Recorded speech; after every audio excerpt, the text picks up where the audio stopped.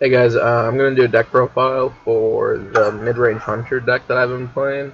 It's kind of similar to Kalento's deck. I made some tweaks because it's really good, and then I'll do some explaining as to why I personally choose the cards and why I think they're good in the deck, and so it might help explain the deck and why the deck uses certain cards to beginners if they don't understand certain cards. And I'm ranked 2 right now with 2 stars, hoping to grind to legend with it. Um, so we'll get to the deck.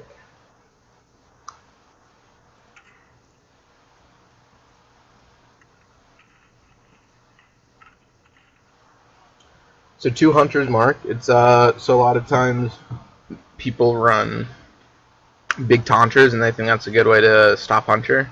So you can unleash the hounds, the hunters mark anything, and it's gonna die if it's taunt. And that has a lot of synergy with scavenging hyena because you can either use unleash the hounds to draw and then clear board and keep your buzzard out if you have 4 mana, or you can uh, unleash the hounds, play scavenger hyena, clear their board, but also clearing all your your hounds, and then just pump your hyena up a lot. So that's what Hunter's Mark has a lot of synergy with that. I play one Bestial Wrath because it's really good versus like the mirror. A Stone Tusk board can take out the River Crocolisk, and the mirror's kind of a good amount of it is about board control and about like keeping things on board, so you can Houndmaster or get synergy off of Timberwolf or Animal Companion if you hit the pump one. Just board control is really important, so that's why I play one of it.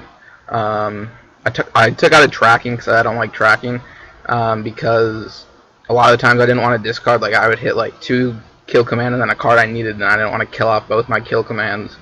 So I'm not a huge fan of opening 2 trackings. Like tracking's a good card, but I don't want to. And then the worst case scenario, Bestial Wrath is like a 2 pump.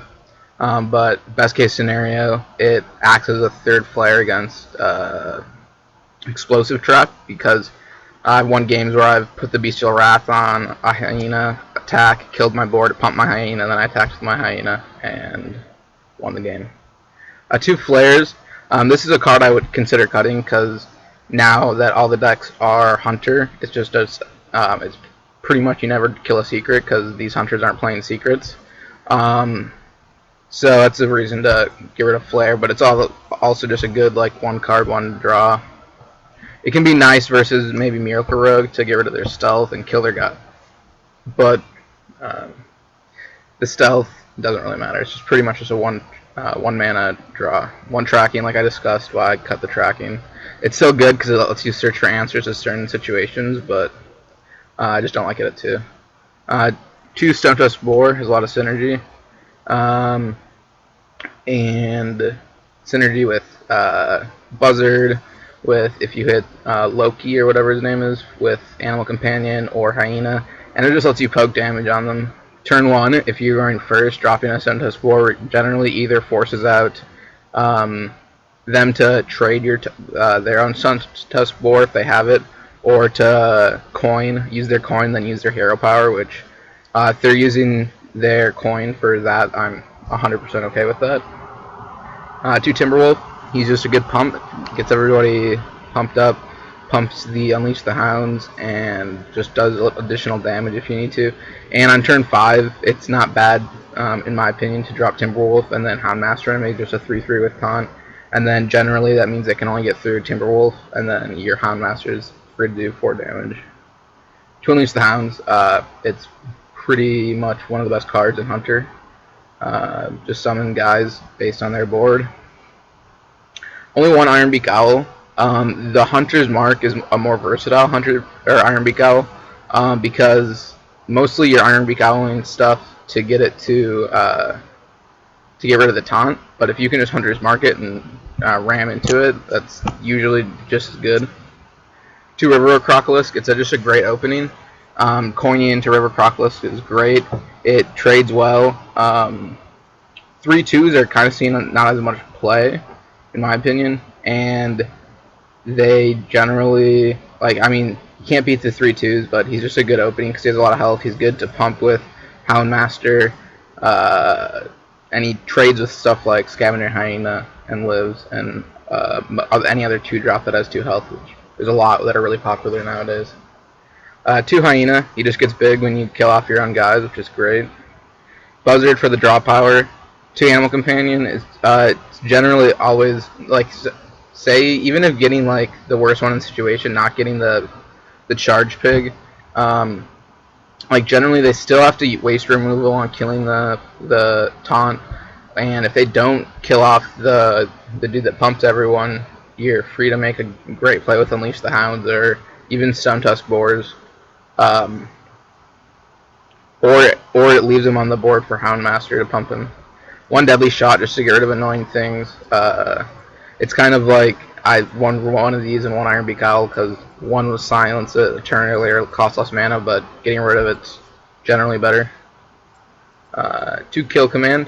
It's just like basically 10 damage to the face usually. Sometimes I use it for removal, but I prefer to hold on to the Kill Command until the last turn and like use my hero power, Kill Command, and then attack them if I have to. 2 Houndmaster. Gives your guys taunts and punts them. It's amazing to get it on your Savannah Highmane because they have to kill him then. And then he drops the two tokens. 1 Leroy Jenkins. The other version of the deck that I saw that was published ran King Mukla, and I put in Leroy Jenkins instead because I don't have King Mukla, but I like Leroy as a finisher better. King Mukla, in my opinion, is really bad in the mirror because it's not hard to get someone to pump someone and make them bigger and attack for damage and hit face for game. And it's not hard to kill King Mukla because it's just a kill command away. You just have to have an animal out. And he doesn't have taunt, so like I'm just not a huge fan of King Mukla. I consider putting it in over Flare because Flare, you're usually just using Flare to try to get an answer or a drop. And because there's no traps really in the format right now, I don't think 2 Flares 100% necessary. And then when I play 1 Stampeding Kodo just to get rid of low drops, he's great to. He has a lot of health, which is good, and he's great to Houndmaster because he has a big taunter of 5/7. It's pretty annoying for most people. And then 2 Savannah Highmane, it's just like a better Cairn. Summons 2 guys, better stats, same turn.